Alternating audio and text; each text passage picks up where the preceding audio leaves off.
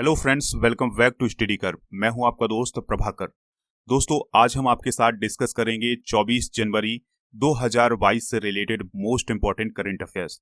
तो दोस्तों, लेक्चर को आप बहुत ही ध्यान से सुनिएगा। लास्ट में आपसे कुछ क्वेश्चन पूछे जाएंगे तो उनके आंसर आपको कमेंट बॉक्स में जरूर देना है। दोस्तों, जब आप कमेंट बॉक्स में आंसर देंगे तो इससे आपका कॉन्फिडेंस और आपका मेमोरी पावर ये दोनों बढ़ेंगे। तो दोस्तों, आंसर जरूर दीजिएगा। अगर आपको इसका पीडीएफ चाहिए तो पीडीएफ के लिए आपको हमारे टेलीग्राम चैनल को ज्वाइन करना होगा, जिसका लिंक आपको डिस्क्रिप्शन बॉक्स में मिल जाएगा। वहां से आप आसानी से इस पीडीएफ को डाउनलोड कर सकते हैं। दोस्तों, पहला प्रश्न देखते हैं, इंपॉर्टेंट प्रश्न है, ध्यान से सुनिएगा। केंद्र सरकार ने विक्रम देवदत्त को किस एयरलाइन कंपनी का सीएमडी बनाया है? तो दोस्तों, इसका आंसर है एयर इंडिया का। तो केंद्र सरकार ने एयर इंडिया एयरलाइंस कंपनी का सीएमडी किसे नियुक्त किया है तो इसका आंसर होगा विक्रम देवदत्त को। किसे दोस्तों? विक्रम देवदत्त को। अगर हम बात करें विक्रम देवदत्त की तो वो अरुणाचल प्रदेश, गोवा, मिजोरम और केंद्र शासित प्रदेश कैडर के 1993 बैच के आईएएस ऑफिसर हैं। चलिए दोस्तों, ये तो बात हुई थी इंडिया एयरलाइंस कंपनी के सीएमडी की, जो है विक्रम देवदत्त। लेकिन अब हम बात करेंगे एयर इंडिया लिमिटेड की। तो दोस्तों, एयर इंडिया लिमिटेड की अगर हम बात करें, इसकी स्थापना कैसे हुई, इसका सफर कैसा रहा, इस पर हम थोड़ा सा प्रकाश डालेंगे। दोस्तों, जेआरडी टाटा ने 1932 में टाटा एयरलाइंस की स्थापना की थी। जब दूसरा विश्व युद्ध चल रहा था तो उस समय इसकी विमान सेवाएं रोक दी गई। इसके बाद 29 जुलाई 1946 को टाटा एयरलाइंस का नाम बदल करके कर दिया गया एयर इंडिया। क्या कर दिया गया दोस्तों? Air India limited. ठीक है। जब देश आजाद हो गया तो 1947 में एयर इंडिया की 49% हिस्सेदारी सरकार ने ले ली। कितने प्रतिशत हिस्सेदारी दोस्तों? 49% हिस्सेदारी। इसके बाद साल 1953 में इसका राष्ट्रीयकरण कर दिया गया, यानी एयर इंडिया लिमिटेड का राष्ट्रीयकरण हो गया, यानी अब ये राष्ट्र की संपत्ति बन गई। फिर इसके 68 साल बाद यानी 2021 में एयर इंडिया टाटा ग्रुप के पास फिर से वापस चली गई।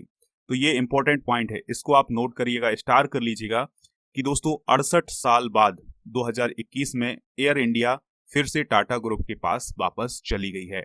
जहां से इसका सफर शुरू हुआ था वहां फिर से ये पहुंच गई है। कौन? Air India. चलिए दोस्तों, अगला प्रश्न देखते हैं। बहुत ही इंपॉर्टेंट प्रश्न है, आने वाले हर एक एग्जाम में पूछा जाएगा, तो आप बहुत ही ध्यान से सुनिएगा।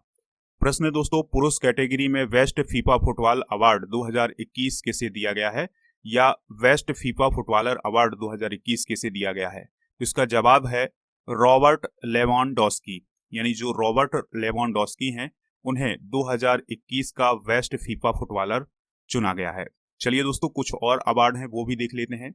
जिस प्रकार से बेस्ट फीफा पुरुष खिलाड़ी चुना गया है, उसी प्रकार से बेस्ट फीफा महिला खिलाड़ी चुना गया है। किसे?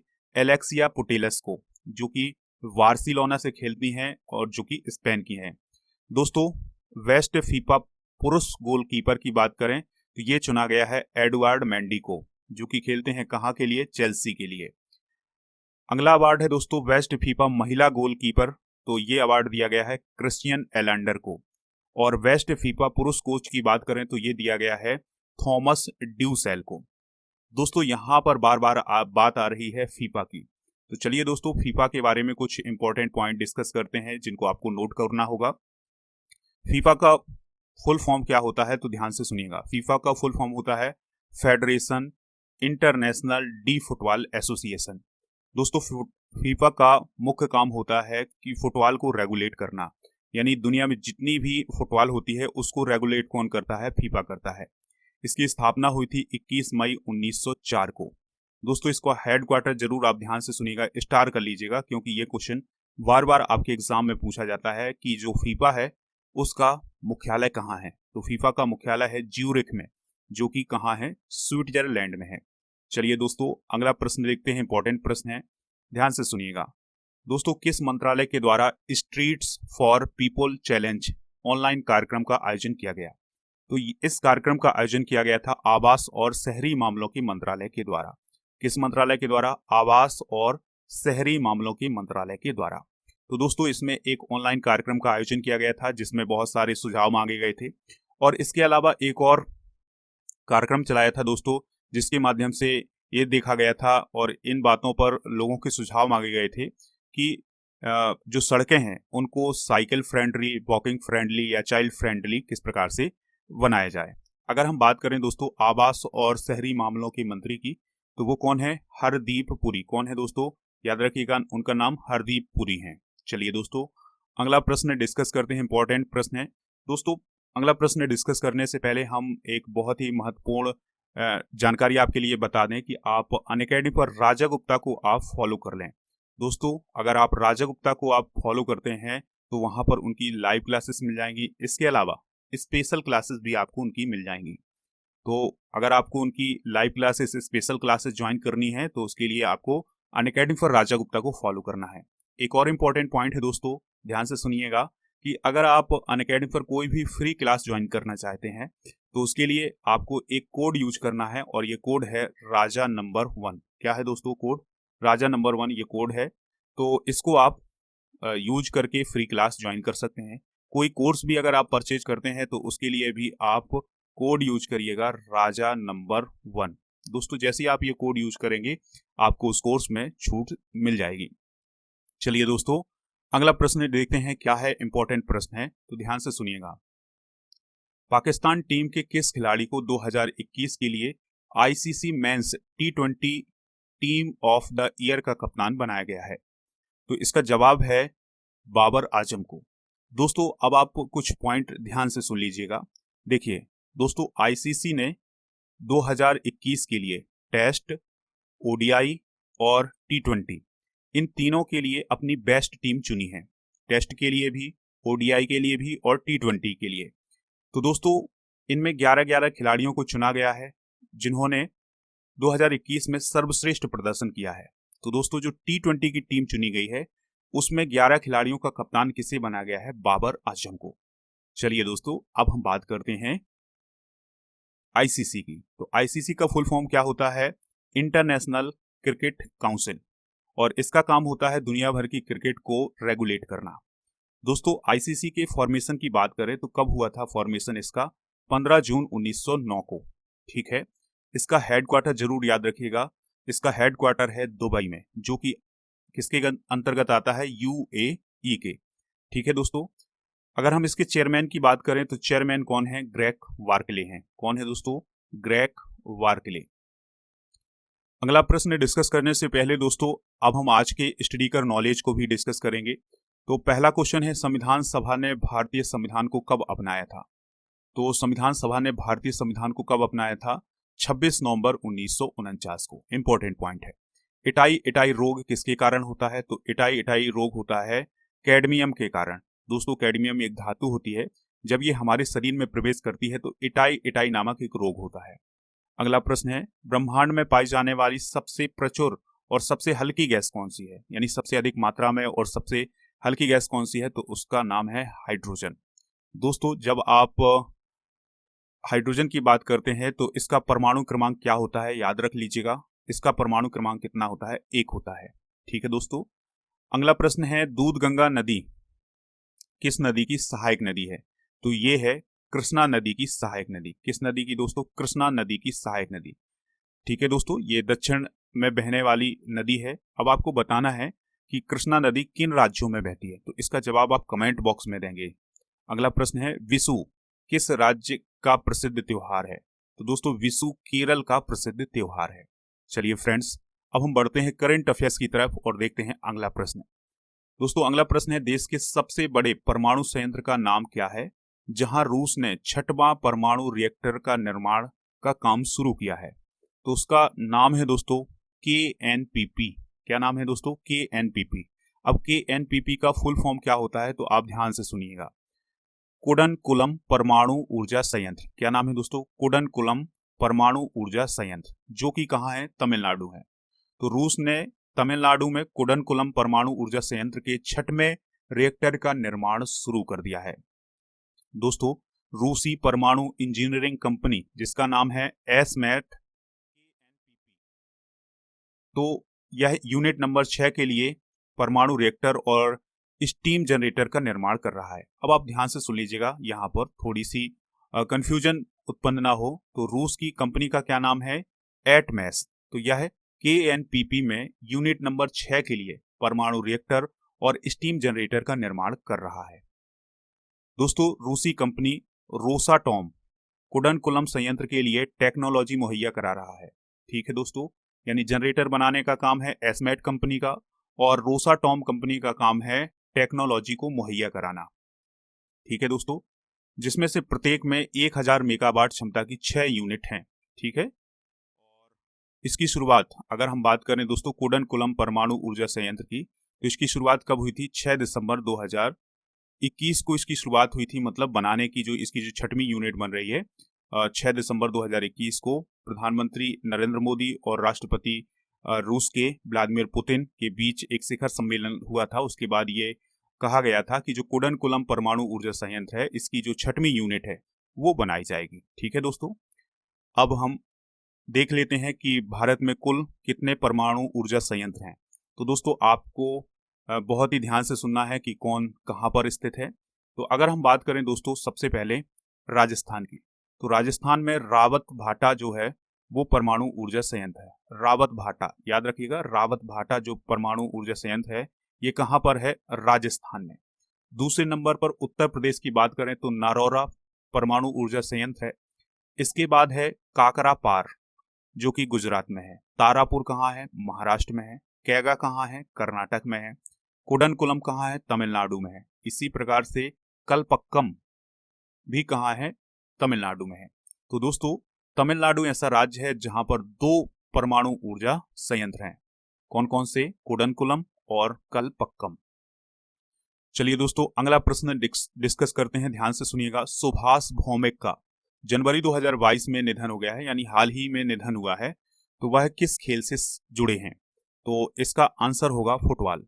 दोस्तों, कौन? सुभाष भौमिक। तो यह किस खेल से जुड़े हुए हैं? फुटबॉल से जुड़े हुए हैं। दोस्तों, पूर्व भारतीय फुटबॉलर सुभाष भौमिक का हाल ही में निधन हो गया है। उन्होंने भारत के लिए 24 मैचों में मर्केडा कप में एक हैट्रिक सहित 9 गोल किए हैं। यानी उन्होंने कुल 24 मैच खेले हैं भारत के लिए और कितने गोल किए हैं? 9 गोल किए हैं। किसने दोस्तों? सुभाष भौमिक ने। 1970 के एशियाई खेलों में ब्रॉन्ज मेडल जीतने वाली भारतीय टीम का ये हिस्सा भी रहे हैं। दोस्तों, सुभाष भौमिक ने अपने क्लब करियर में 26 ट्रॉफियां जीती हैं, जिनमें से 18 मोहन बागान के लिए खेलकर जीती हैं। उन्होंने एक कोच के रूप में ईस्ट बंगाल को एशियन क्लब जीतने में मदद की थी। तो दोस्तों, ये एक अच्छे फुटबॉलर भी रहे हैं भारत की तरफ से और एक अच्छे कोच भी रहे हैं। कौन? सुभाष भौमिक। अगला प्रश्न है, गृह मंत्री अमित शाह ने किस राज्य या केंद्र शासित प्रदेश के लिए पहला जिला सूचकांक जारी किया है? तो इसका जवाब है जम्मू कश्मीर। दोस्तों, गृह मंत्री यानी होम मिनिस्टर कौन है वर्तमान में? अमित शाह जी। तो उन्होंने 22 जनवरी 2022 को केंद्र शासित प्रदेश जम्मू और कश्मीर के लिए पहला जिला सुशासन सूचकांक जारी किया है। ठीक है दोस्तों, यानी जम्मू और कश्मीर ने अपना जिला सुशासन सूचकांक जारी किया है और जो जम्मू जिला है ये टॉप पर रहा है। तो याद रखिएगा कि जो जम्मू कश्मीर के प्रशासन के द्वारा जिला सुशासन सूचकांक जारी किया गया है, इसमें टॉप पर कौन सा जिला रहा है? तो वो रहा है जम्मू, जबकि श्रीनगर जिला 5वें स्थान पर रहा है। यह सूचकांक जम्मू कश्मीर सरकार के सहयोग से प्रशासनिक सुधार और लोक शिकायत विभाग के द्वारा तैयार किया गया है। चलिए दोस्तों, अगला प्रश्न डिस्कस करते हैं। इंपॉर्टेंट प्रश्न है, हाल ही में इंडिया गेट पर अमर जवान ज्योति की लौ को लगभग कितने सालों के बाद बुझाकर राष्ट्रीय युद्ध स्मारक की लौ में मिलाया गया है? तो इसका जवाब होगा 50 सालों के बाद। दोस्तों, अब आप ध्यान से सुनिएगा, ये अमर जवान ज्योति क्या है? अमर जवान ज्योति का उद्घाटन तत्कालीन प्रधानमंत्री इंदिरा गांधी ने 26 जनवरी 1972 को किया था। दोस्तों, जब 1972 को इसका निर्माण किया गया था, तो ये क्यों किया गया था? क्योंकि भारतीय सैनिकों ने 1971 के भारत पाक युद्ध में जीत हासिल की थी।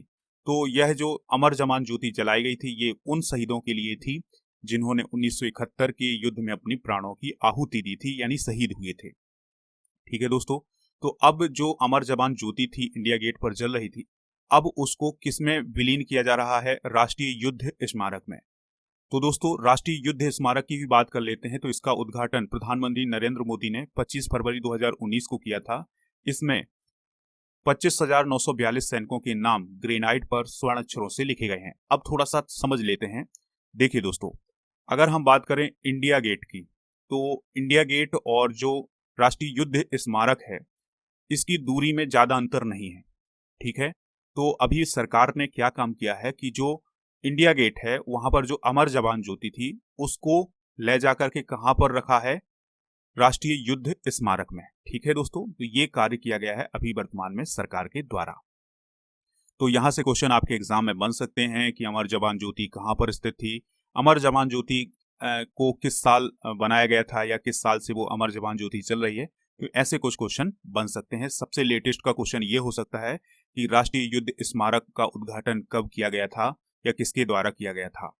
चलिए दोस्तों, ये थे आज के क्वेश्चन। अब हम वो क्वेश्चन डिस्कस करते हैं जिनके आंसर आपको कमेंट बॉक्स में देना है। दोस्तों, पहला क्वेश्चन है, नारोरा परमाणु ऊर्जा संयंत्र किस राज्य में है। दूसरा है, आईसीसी का हेडक्वार्टर कहाँ है। और तीसरा प्रश्न है, एयर इंडिया का राष्ट्रीयकरण कब हुआ था। तो इन सभी प्रश्नों के आंसर आप कमेंट बॉक्स में जरूर दीजिएगा। दोस्तों, हमें इंतजार रहेगा आपके आंसर का। अब हम वो नाम डिस्कस करते हैं जिन्होंने कल के आंसर सही दिए हैं। पहला नाम है रूपाली ठाकुर का, दूसरा नाम है जीत सिंह राजपूत, तीसरा नाम है महेंद्र सिंह और चौथा नाम है दोस्तों अजीत प्रजापति। तो इन सभी लोगों ने कल के आंसर बहुत ही सटीक दिए हैं। आप भी आंसर दीजिएगा, हमें इंतजार रहेगा आपके आंसर का। दोस्तों, एक इंपॉर्टेंट जानकारी है आपके लिए कि आप स्टडी कर को खबरी ऐप पर फॉलो कर लें। दोस्तों, जब आप इसको खबरी ऐप पर फॉलो करेंगे तो वहां पर आपको ऑडियो लेक्चर मिल जाएंगे मेरे। और इसके अलावा आपके लिए एक और खुशखबरी है कि आप स्टडी कर पर मेरा मॉडर्न इंडियन हिस्ट्री का आप फ्री में कोर्स ज्वाइन कर सकते हैं। उसके लिए आपको एक कोड यूज करना है, स्टडी कर 01। दोस्तों, इसका लिंक आपको डिस्क्रिप्शन बॉक्स में मिल जाएगा, तो वहां से आप इसको ज्वाइन कर सकते हैं। इसके अलावा आप हमसे व्हाट्सएप के माध्यम से भी संपर्क कर सकते हैं। व्हाट्सएप नंबर है 8602319713। चलिए दोस्तों, अगर आपको ये लेक्चर पसंद आया है तो लाइक कर दीजिएगा, और इसके अलावा आप इसको शेयर भी कर दीजिएगा। और एक और रिक्वेस्ट है दोस्तों कि जितने भी हमारे सोशल मीडिया प्लेटफॉर्म हैं जैसे फेसबुक, ट्विटर, इंस्टाग्राम, यूट्यूब और व्हाट्सएप, टेलीग्राम, इन सभी पर भी आप स्टडी कर को ज्वाइन कर लें। वहां से आपको मोस्ट इंपॉर्टेंट जानकारी मिलती रहेगी। इसके अलावा आपको नोटिफिकेशन भी समय पर मिलती रहेगी। चलिए दोस्तों, मिलते हैं नेक्स्ट लेक्चर में। जय हिंद, वंदे मातरम।